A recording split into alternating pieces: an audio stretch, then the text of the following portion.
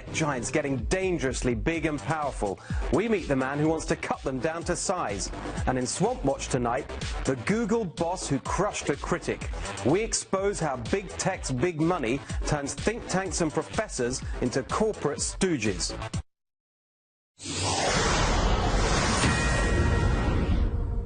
Evening, everyone. Welcome to The Next Revolution. I'm Steve Hilton, and this is the home of positive populism. The big news today: growing protests in sport and beyond following the president's remarks about NFL players taking a knee at his rally in Alabama on Friday night. With a roundup of the day's events, let's go now to Fox News correspondent Marianne Rafferty, who's outside the LA Chargers stadium. Well, Steve, several NFL teams decided to stay in the locker room during the national anthem rather than deal with the controversy. The protest started early during the first game of the day, the Jaguars-Ravens game held in London, with players on both teams taking a knee. More than 100 players at games held across the U.S. also kneeling. The intense controversy began with a speech by President Trump at a political rally in Alabama, where he said those players who take a knee should be fired. Wouldn't you love to see one of these NFL owners, when somebody disrespects our flag, to say, get that son of a off the field right now, out, he's fired. And today, President Trump doubling down on those comments. I think it's very disrespectful to our flag and to our country. So I certainly think the owners should do something about it. There was great solidarity. I watched a little bit. I was not watching the games today, believe me, I'm doing other things. But I watched a little bit, and I will say that there was tremendous solidarity for our flag and for our country. But owners showing support for their players' right to protest. The Texans founder, for example, releasing a statement reading in part, the comments made by the president were divisive and counterproductive to what our country needs right now. And fans have mixed reactions. Trump's our president, like it or not, and I feel that they should go out for the national anthem. I'm an American, so whether I agree with him or not, I feel as an American and a fan that you should be out there for the national anthem and you should stand proud. I voted for Trump, and I'm a big Trump supporter. I mean, I could have been happier when he got elected, but I think with what he's doing now, it's crossing the line. It's getting a little too personal. Either way, the fans say the controversy will not keep them from coming to games or watching the game they love on TV. Steve? Thanks, Marianne. And tonight, the protests are spreading beyond sports. We saw legendary singer Stevie Wonder taking a knee at a concert in New York. And the entire cast of the Broadway play 1984 took a knee at tonight's curtain call. To discuss, I'm joined now by Fox News contributor and nationally syndicated radio host Richard Fowler, and Fox News contributor and the host of the David Webb Show on Sirius XM, Patriot David Webb. Richard, I just want to start with you. This all began as a protest against racial injustice, something which I think most people, certainly me, would agree is an incredibly important cause to fight for. Do you think that's still what it is at the end of this weekend? Absolutely. I think it started almost 2 years ago now by Colin Kaepernick, a quarterback for the 49ers, who said there's too much racial injustice in this country. We've got to use this moment to say, we've got to stand up, and how else to do it but he used his platform to sit during the national anthem as a speech act to say there's too much racism, we've got to correct it. And now Donald Trump has stepped his foot into this, and now players all across the league, players and NFL players, NHL players, NBA players are all saying this is enough, we've had enough. And let me be very clear, the president's words in Alabama a couple of days ago are disheartening. He called NFL players who protested injustice, he called their mothers the B word. That's atrocious for the president of the United States, who should be a role model to children everywhere. And so before people will defend this president, but that's undefensible for a president of the United States to make such a comment. It's also false. Partly, that's exactly what. David, just before hang on a second, David. We'll get to you in a second. I just wanted to go back to Richard just very briefly, which is precisely because of the point that you just made. It feels to me like this actually has turned into a generalized political protest against Donald Trump. Well, I think that the president is trying to make this about the flag, and I think this is a smokescreen because he's doing horribly and he can't pass a health care bill. But now he's waded into a larger problem in this country, which is institutional racism and racism at the hands of police departments throughout the country, including in St. Louis, which we've seen protests go on now for numbers of weeks, and he's not chosen to address it. He's also not chosen to address the fact that 100% of the people in Puerto Rico don't have power. But now he wants to wade into the NFL. David, do you think that those protesting today have a point grounded in a legitimate complaint of some kind? Of course they have a point as they see it, and they have a legitimate point as they see it, and they have a right to exercise that. So rights and responsibilities matter here. And by the way, Richard unpacked, as he usually does, a plethora of things that actually don't always belong in the conversation. For instance, bringing in the players' mothers to it. So, Richard... Well, the president brought in the players' mothers. Let's be very clear. If I could finish, Richard, rather than be interrupted. Richard, let David finish. I didn't interrupt you. Let me finish. You interrupted me. Okay, let's not go through that. David, your go. All right. So, the president made a statement. By the way, Donald Trump still has the right to his free speech and his opinion. He can't fire anyone. Neither can anyone from the outside call in for someone else to be fired, as they did with ESPN. So let's put that fact on the table. This has become more political against the right because the left needs an argument. They need a boogeyman. Colin Kaepernick, who put himself in that spotlight, didn't honor the troops. And I'm wearing two pins, and I want to bring them up for a reason that goes to this argument. One is my dad's flag pin, 2 tours in Vietnam. I still have it after he died. Second is what the NFL used to stand for. It's support the troops.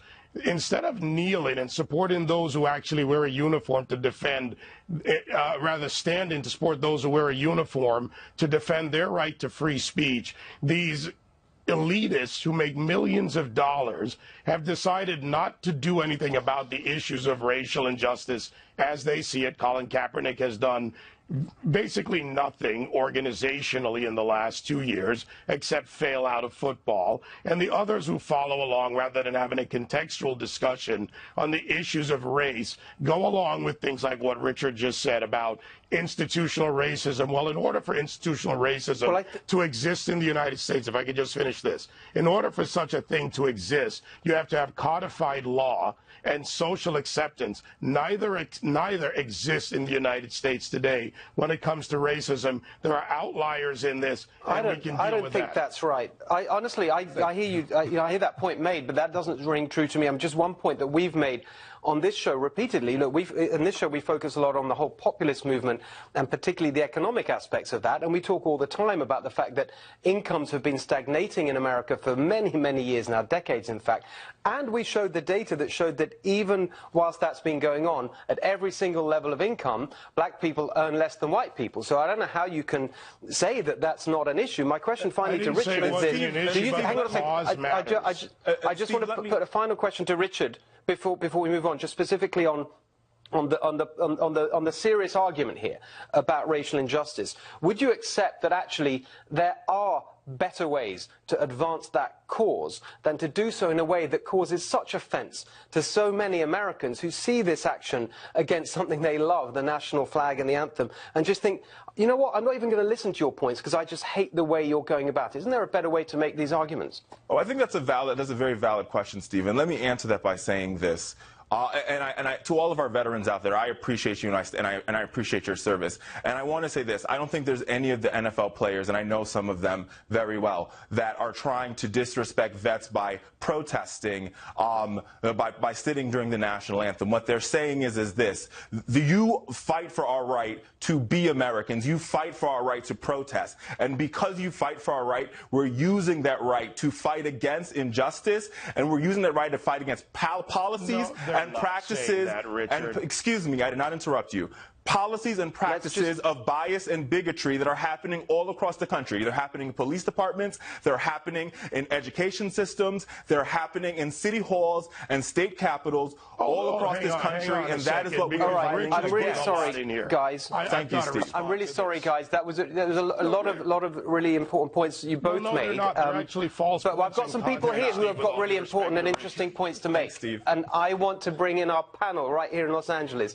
Thank you to both of you, but with me here tonight, New York Times best-selling author Vicky Ward, Fox News contributor and co-author of End of Discussion, Guy Benson, and associate editor and columnist at Real Clear Politics, A.B. Stoddard. A.B., I want to start with you. You saw that discussion there. There are really, really serious issues at the heart of this. I worry that it's all just got muddled up in a kind of we hate Donald Trump kind of response. And we're not even going to get to talking about that's a good point. I'm in the lonely middle on this. I'm of two minds. I really, truly believe that as an American, I want everyone to unify behind our anthem and our flag. I want at those events us to not be feeling red or blue state or tribal, but to be feeling unified together. So it's sad to see all of this division. But I'm opposed to presidents of the United States calling for boycotts. And Donald Trump's freedom of speech, which is being exercised by these protesters, is a protected American right. Last night on Twitter, he threatened nuclear war. I think it's one of the most reckless things, probably the most reckless thing he's done in office. It is his right to do that, even as dangerous as I find it.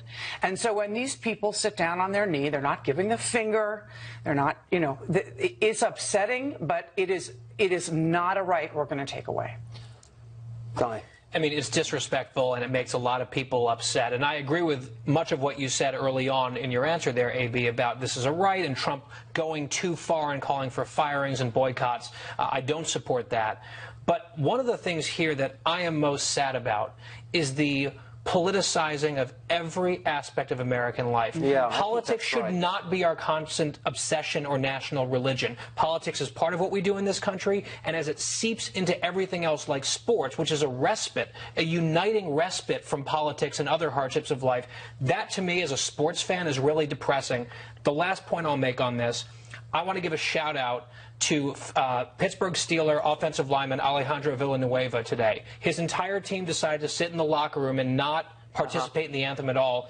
He's a Bronze Star recipient, 3 tours in Afghanistan, Army Ranger, and he said, screw that. And he went out on the field, hand on heart, and his coach criticized him for it, which is beyond me. It blows my mind, but good for him. The fact that he did it, I didn't hear that part. That's incredibly brave. You're quite right. Vicky, I just wanted to you're a Brit like me. Well, actually, I became American. There you are. Well, this leads me to the point. By the way, Philadelphia Eagles fan. Well, originally a Brit, but you can really speak to this point, because one of the things that I love about America is the fact that patriotism isn't something that's kind of uncool and to be embarrassed about. Whereas I found for a lot of people that was the case in the UK, that people generally don't stand for the anthem in any context. You know, displaying the flag is kind of culturally seen as not that cool. It's something that just older people do. So that patriotism is kind of embarrassing in the UK, whereas in America it's always being this thing that everyone participates in. I think it would be tragic if that fell apart. I feel when I go to Eagles games and you know, the flag comes down, and particularly since July when I became American, I mean, it's a very special moment. However, I am going to agree completely with A.B. On this topic, and I think that the president's language, Steve, is so unfortunate. Calling members of the NFL SOBs, those people, I mean, it's so divisive. He has lowered this debate. There's a reasonable argument to say that actually the divisiveness is, I was like the point I was making to Richard, you know, there are good points here from those who initiated these protests, but isn't it divisive to go after the thing that is literally supposed to bring the country together, the flag and the anthem? That's divisive, and it's hurting the cause, and it's spun off into something else. And I'll make this out. You talk a lot about the disconnect between the media and the people in this country. The disconnect between the sports media and sports fans in America is just as deep as we've experienced in politics. I guarantee you that Donald Trump has a lot more support from a lot more sports fans than the folks at ESPN and sports columnists across the country. Okay, Vicky, quick last word to you, because we got to go. I mean, I hear what you say, but I also think that the whole point of protest is to do it in a forum like this, when everybody is watching and stirring debate.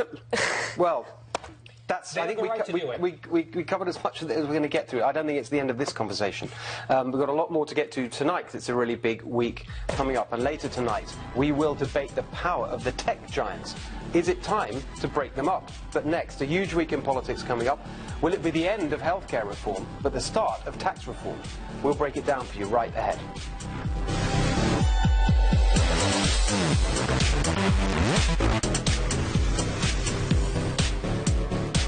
Welcome back to the next revolution. All right, two massive issues on the agenda next week. We're expecting a vote on the latest Republican attempt to repeal and replace Obamacare. And then on Wednesday, President Trump will set out his plan for tax reform.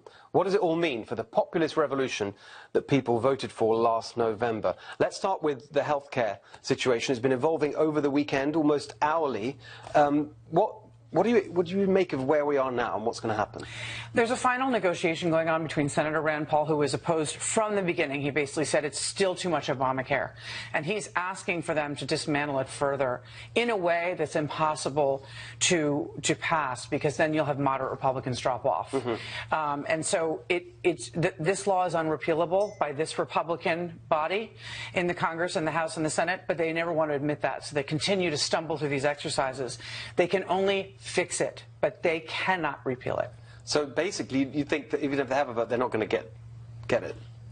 It's not going to pass this week. I don't think a repeal could pass. Okay. Something that they could call a fix. That's my sense. But it's the makeup of the Senate Republicans, the voters that put Trump in office. That whole debate has changed. In my view, all along, I've said it, week after week on this show, is that they shouldn't have started with this. They shouldn't have got bogged down in it. The reason that President Trump was elected was to get the economy moving. He should have started with the economic agenda, including tax reform and infrastructure. What do we make of that? What do you expect? It was a 7-year promise. Exactly. And they won 3 out of 4 elections on this central promise. And he repeated it. President Trump... No, he said it over and over again. He said it day one. Right, he did, day one. So the other point I would make about how the Republicans might be able to emerge from this quagmire, Susan Collins from Maine, a moderate, has been one of the most intransigent Republicans in this whole process. No, no, no on everything. She actually has an Obamacare replacement bill that she put out with Senator Cassidy, who's teamed up with Lindsey Graham. I would like to know if Susan Collins would vote for her own bill on Obamacare replacement. It's further to the center than the other plans, but Republicans are desperate at this point. I think it'd be interesting for the president and Mitch McConnell to go to Susan Collins and say, let's look at your bill. Is that a place to start? Not another one. Haven't we had enough of this? The thing that, just before we go to that, look, the thing I liked finally about, I didn't like the previous bills because it felt to me that they were a contradiction of what the president ran on in terms of a populist agenda on health. This one at least felt true to that in the sense that it was decentralizing power, putting power back in the hands of people. I want to just get to tax. So you live in New York. Yeah. All those rich people in New York, are they going to be getting all the Wall Street people? President Trump says there's no tax cut for them. Is this going to be a populist tax reform? Oh, I don't believe that, Steve, for a second. Has President Trump started talking about tax reform for real estate developers? I don't think so. I wrote a book all about New York's real estate developers, and people like the president managed to pay absolutely zero taxes, because we don't know what he's paid in taxes because we haven't seen his tax. That the rich people won't get anything out of this. Well, he's said a lot of things, hasn't he, Steve? We're going to see. It's not going to be a tax reform next week. It's going to be a tax cut, and it's certainly not going to be for people like him. How should we judge it? Is it if we want to say like they're going to publish their plan on Wednesday, the big 6 who've been working on it in Congress, the president's going to launch it. How will we know whether it's populist or not?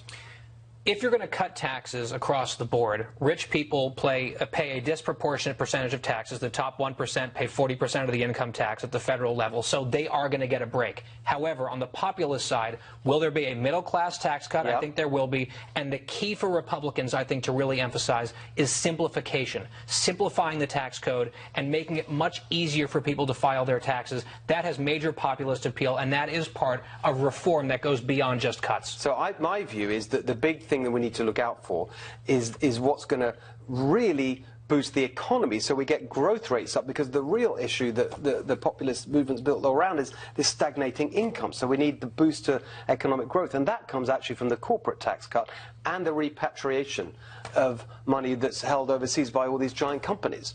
Don't you think that corporate tax cut, we were told today it might be 20%. I think that 15% is what's needed to make America competitive. The Republicans have been saying for months quietly it's going to only be at 25. If they get to 20, it'll be a miracle. Oh my gosh. And the thing is, the effective rate is 25. So how much of a jolt it actually gives the economy, since the corporate rate really isn't truly 35 right now, we don't know. Wow. They're promising, double the standard deduction, things for middle class taxpayers, but what comes out on Wednesday, Steve, and what ends up going to the floor after the moneyed interests come and savage it? Well, that is the big question with all of this, but their loopholes is we don't know where we're going to end up. Well, that's certainly true. I'm afraid we're out of time on those two big topics. But coming up later in Swamp Watch tonight, we will expose how Google and the other tech firms use their money to buy up think tanks and academics. But straight after the break, are the tech giants a threat to our democracy? Our next guest says it's time to take them on.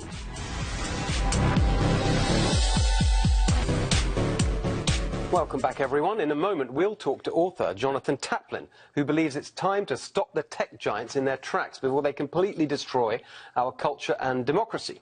But first, our own Anita Vogel explains how Silicon Valley became the place that everyone loves to hate. Google. You got us a job at Google? In 2013, the movie The Internship portrayed Google as an idyllic place to work.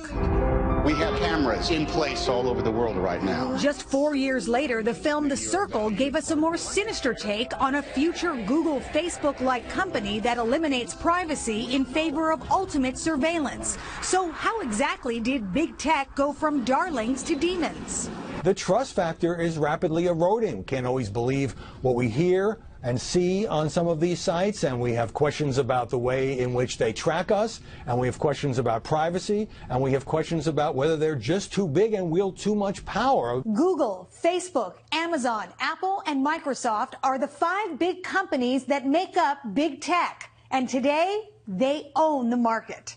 Consider, in 2004, Google's market share was just 35%. Today, under parent company Alphabet, it's 87% in the U.S. I think they are creating some sort of a domination of only one source to go to. So nobody thinks about searching at Yahoo anymore. Everybody thinks about only Google. UCLA finance professor Bhagwan Chowdhury wonders, with that kind of market power, who can compete? When Google collects all this data on us, it gives them a big advantage. When Amazon knows our spending patterns, it knows where we buy and how much we buy and what our incomes are, it gives them an advantage. Speaking of Amazon, in 2004, it had a net sales revenue of $6.9 billion. In 2016, it grew to nearly $136 billion. When it comes to mobile social networks, Facebook and its subsidiaries lead the pack. We've never had this before. It used to be, had a big railroad company or a big steel company, but these are companies that have their tentacles into almost every aspect of our lives. As for too big to fail, experts say no one is invincible. MySpace, do you remember MySpace? Well, MySpace was, at some point it had 100 million users, and everybody thought, oh, they're going to capture a good size of the market, and pretty soon after that, Facebook took over. And with revelations of selling ads to the Russians and concerns over data safety, it's no surprise big tech is on the defense. In Los Angeles, Anita Vogel for The Next Revolution. Thank you, Anita. According to my next guest, the fact that more and more Americans get their news, music and entertainment from just a few massive tech companies poses a real threat to democracy. He is Jonathan Taplin, Director Emeritus at the Annenberg Innovation Lab at USC and author of Move Fast and Break Things, How Facebook, Google and Amazon Cornered Culture and Undermined Democracy. But before we get into this subject, I should say that we reached out to Google and Facebook to participate in our program, but they didn't want to do that. And also, in the spirit of full disclosure, you should know that my wife was once a senior PR executive at Google and is now at Facebook. So you can see what kind of night I'm going to have when I get home. Guess I'll be sleeping on the couch. Jonathan, we've seen there some of the, if you like, the case against the tech giants. The thing that you hear over and over again in this conversation about what we should do about it are two things. One is they're basically utilities now, and they should be regulated like utilities. And the other thing you hear is, well, they're too big and they should be broken up. But I've never understood what's meant by either of those. Can you illuminate? Yeah, I mean, the utility argument goes back to when AT&T was the monopoly phone company in America in 1956. And the government sued them under the antitrust laws and said, basically, you have to surrender all of your IP, your intellectual property, to anybody. You have to license it for free to any other company from Bell Labs in order to stay a monopoly. So what happened was they happened to have the transistor, the laser, the semiconductor, the satellite, basically all the basic parts of the digital economy. And they licensed it for free, and that created Texas Instruments, Motorola, Intel, Fairchild Semiconductor, ComSat. So what's the parallel today? What would you like to see done about it? Look, I think the first step is Google could license all its intellectual property. Instead of suing Uber or other companies over autonomous car patents, maybe they should have to give away their search patents, their autonomous car patents, their Nest patents, all the other tens of thousands of patents. But I think there's is that a version of what people say when they say regulate them like a utility? Yes. Okay. Yes. So that's one way to look at it. There's other simpler ways to go about this. I mean, your package mentioned the Facebook ad thing. Why shouldn't Facebook and Google have to disclose who bought the ads, the dark post ads on their services? That's what you have to do on TV. When someone puts an ad, a political ad on Fox, they have to say who paid for it. You never have to say that. So that gets into the sort of Russia election argument, but it doesn't really get to the dominance, does it? Okay. So on the dominance argument, there's one really clear thing that might need to happen, which is maybe these companies have to be split up. So Facebook, we have to remember all these companies grew by acquisition.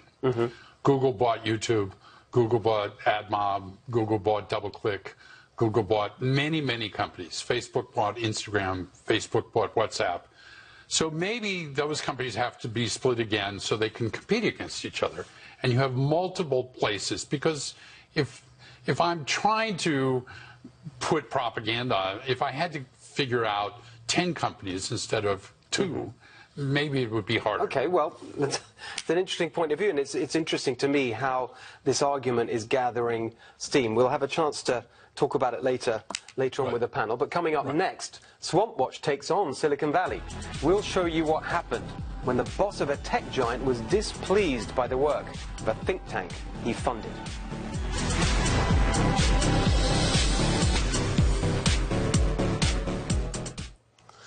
No industry wields greater influence than the tech sector. Apple, Google, Amazon and Facebook are in some ways more powerful than our federal government. The tech giants decide what information we see and what we don't.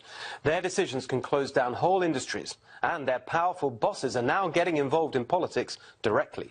For many years they stuck to sunny California, but today they're a huge presence in the Washington swamp, spending millions to make sure legislation goes their way, providing a lucrative revolving door, or should we say portal, between industry and government. And they're even secretly funding lapdog professors to make their arguments for them. Big Tech is tonight's Swamp Watch.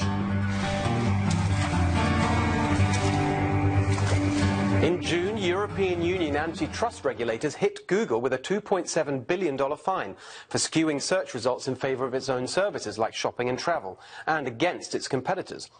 Immediately after the announcement, US antitrust expert Barry Lin posted a short memo online celebrating the verdict and calling on the US to do the same, writing, "Google's market power is one of the most critical challenges for competition policymakers in the world today. We call upon US enforcers, including the Federal Trade Commission, the Department of Justice and state attorneys general, to build upon this important precedent." It's the kind of response you'd expect, considering Lin's own Open Markets Initiative has been investigating the abuse of market power in the telecoms and tech industries since 2002. But this time, there was a problem. Barry Lin's initiative was operating as part of the Washington, D.C. think tank New America Foundation, which has received more than $21 million from Google, its executive chairman Eric Schmidt, and his family's foundation. Schmidt did not appreciate the memo, and hell hath no fury, like a tech leader scorned. A few days later, Anne-Marie Slaughter, the New America think tank's president, and, by the way, a former top aide to Hillary Clinton in the State Department, summoned Lin to her office to berate him for upsetting one of New America's biggest donors. She later told Lin in an email, Just think about how you are imperiling funding for others, and that we are in the process of trying to expand our relationship with Google on some absolutely key points. Don't you love the way these swampy people slime around in euphemisms to avoid admitting their own money-grubbing ways, trying to expand our relationship with Google? Indeed, she means we're trying to get more money out of Google so we can't go around criticizing them. Sure enough, a few days later, she sent another email saying, "The time has come for open markets and New America to part ways." Ms. Slaughter says that Lim was terminated because he refused to, quote, "adhere to New America's standards of openness and institutional collegiality." Oh, for goodness sake, why can't this swamp creature ever be straight with people? Wait, we know why. She learned at the feet of the master, hanging out with Hillary at the State Department while she exploited her public office to channel cash into the swampy Clinton Foundation. Meanwhile, Barry Lynn says he was axed, obviously, because he dared to criticize New America's financial backer. He added, "Google is very aggressive in throwing its money around Washington and Brussels and then pulling the strings. People are so afraid of Google now." He's right. Google and its parent company, Alphabet, have steadily increased what they spend on lobbying. In 2002, they spent just $50,000 on lobbying. In 2016, they spent $15.5 million. And so far this year, they've already spent $9.5 million. Influence is not just money, of course. As in so many other sectors, in tech, there is now a well-oiled revolving door between government and business. Literally hundreds of people have spun through the revolving door between Google and the federal government, including America's former chief technology officer, multiple deputies, and the assistant director of the Office of Science and Technology Policy. But all this access to the levers of power is so much more effective if you have objective scientific data to back up your arguments. And if it doesn't actually exist, well, you can just pay for it.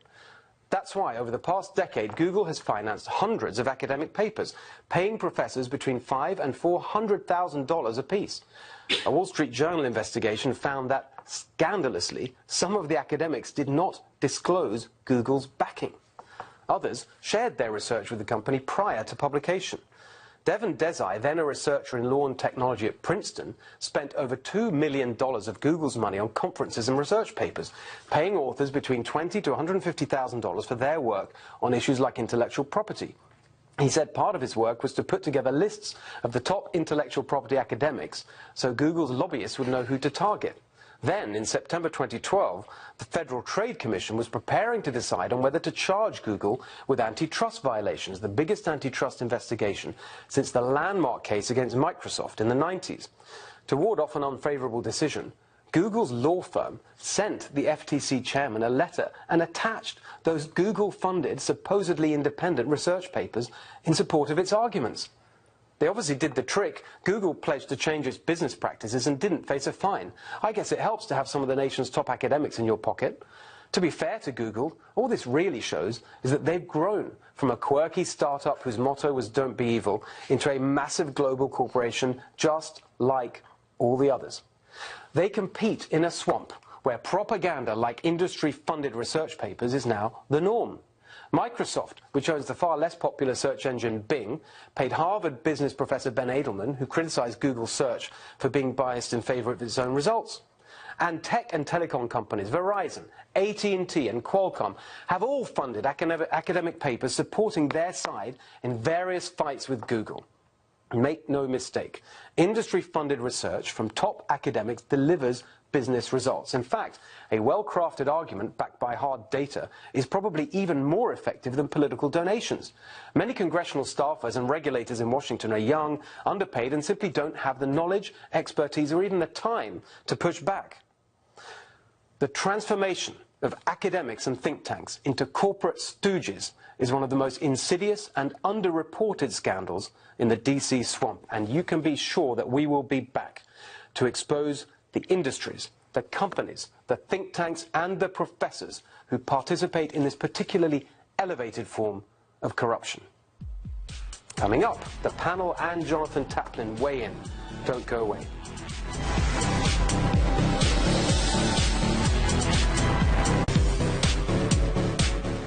We're back with Jonathan and the panel. I want to start with you, Vicky. There's a whole menu of tech topics for you to get stuck into. Take your pick. Facebook, because I think it's the one that we're all thinking about right now. Because very helpful, since my wife's right there now. Why do you have to start with them? Sorry, Rachel. Yes, no. So, as we know, the last 2 weeks we've seen suddenly they found, you know, what was it, 3,000 ads from Russian troll farms. They've also found targeted anti-Semitic advertising. Sheryl Sandberg's come out, you know, apologized for that. But I think it feels terribly stage managed, all on their own terms. I've been looking into this for months and months. I wrote a big deep dive for the Huffington Post Highlight magazine on the Mercers and the Trump campaign, and Conservatives in that campaign kept saying to me, why have you not found this woman, Katie Harbath, Facebook's representative on the Trump campaign? I have sent Katie Harbath numerous emails, numerous phone calls. Wait a minute, what do you mean Facebook's representative on the Trump campaign? So Facebook asked both the Clinton campaign and the Trump campaign if they would like to have representatives sitting in. The Clinton campaign said no. The Trump campaign said yes, they would like. Katie Harbath sat in. She was there. These advertising came on her watch. I think we would all like to hear from Katie Harbath. Well, maybe. Have you heard about this? Well, yeah. I mean, here's the thing. These are what we call dark posts. So they were aimed at dark post means an ad that only goes to a certain number of people that would not surface for most people's blind. So if, for instance, I wanted to do voter suppression, which they did a lot, I would send ads to young African Americans saying, Hillary Clinton says young African Americans are super predators. Only young African Americans would see that ad. And Cambridge Analytica, which was the firm that Steve Bannon ran before he became the president of the Trump campaign, worked with this Katie to target unbelievably tightly, and they spent $75 million on Facebook ads. So they probably got 75 million ads, maybe 200 million. Okay, look, I want to broaden it from the. I mean, that very interesting point you raised. I think, you know, they should come out of the shadows. Okay, I think there's been a lot of focus recently on Facebook and the election. I want to broaden it out to this conversation about tech more broadly and its power and dominance. I mean, it's interesting to me that you've got the people on the right. It's almost become a mainstream position on the right that these tech firms should be confronted, broken up, regulated.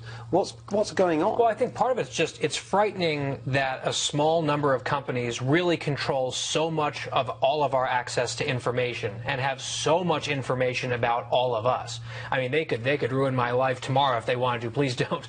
But we're a little bit afraid, right, of like what Facebook and Google knows about, you know, everything that we've done online, our online footprint. So I think that there's this juxtaposition, there's a tension, because on one side you have these concerns, there's real sense that Silicon Valley is very hostile to conservative values. We saw one of the big brouhaha over the firing of that engineer who wrote a memo. And then on the other side of it, what's the solution? Because if the solution is government regulation, who's to say Washington is going to do a good job of this? AB, last word to you on this. What do you think the solution is? I don't have the solution, and all of Jonathan's arguments and facts are compelling, the antitrust issues, all of this. The lagging indicators, the consumer, they're zombies. They're addicted to these companies, and they love these companies. This is magic to them. They're not concerned about their privacy. There's no consumer outrage, therefore no pressure, and therefore I think these people can save themselves. Can I tell just a little story where this goes? In China, Alibaba is running something called Sesame Social Credit. The Chinese government wants everybody to get on the system. Now there's 200 million people on it. What it does is overlay your credit report with your social media activity. So if you, say, play video games for 5 hours a day, your social credit goes down. If you post something against the Chinese government, your social credit goes down. If you did jaywalk in Shanghai, your social credit would down. It sounds frightening. You would think people would be freaked out, but they're advertising their social credit score on their dating apps. Well, I think that's the big point at the heart of this, which is people are doing all this voluntary. No one's making them do this. But great discussion. Thank you very much for joining us tonight. Thanks to all of you. And stay around. We've got one more thing to talk about on this busy news night. We're going to look ahead to Tuesday's Senate race in Alabama. That's right ahead.